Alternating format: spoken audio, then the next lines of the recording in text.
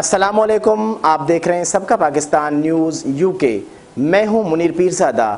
آئیے ایک نظر دیکھتے ہیں آج کی یہ خبر۔